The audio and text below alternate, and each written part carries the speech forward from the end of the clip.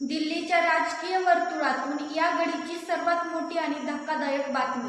संसदेचं पावसाळी अधिवेशन 20 जुलैपासून सुरू होतंय.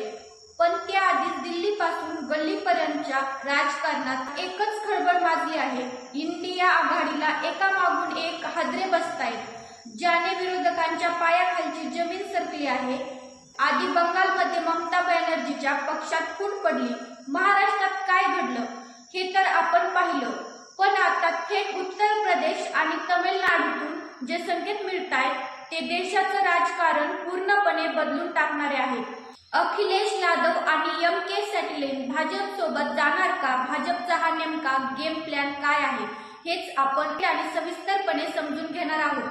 नमस्कार, मी आदिती आणि तुम्ही पाहतात तृतेक्स न्यूज.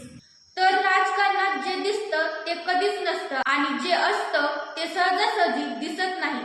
सध्या देशाच्या राजकारणात पडद्यामागे काहीतरी भयंकर मोठं शिजतंय. 20 जुलैला संसदेचं अधिवेशन सुरू होणार आहे, पण त्याआधीच विरोधी पक्षांची इंडिया आघाडी पत्त्यांच्या बंगल्यासारखी कोसळताना दिसते. ममता बॅनर्जीचा पक्ष फुटल्यानंतर आता चर्चा सुरू झालीय. उत्तर प्रदेशातील अखिलेश यादव आणि दक्षिण भारतातले एम.के. स्टॅलिन यांच्याबद्दल हे दोन मोठे नेते भाजप प्रणित एनडीएच्या संपर्कात असल्याची चर्चांना वेग घेत आहेत. पण प्रश्न असा पडतो की स्पष्ट बहुमत असतानाही भाजपला या फोडाफोडीची गरज का पडते? यामागचा मास्टर प्लॅन काय आहे? चला थेट मुद्द्यावर येऊया आणि पडद्यामागचं राजकारण अगदी सोप्या भाषेत समजून घेऊया.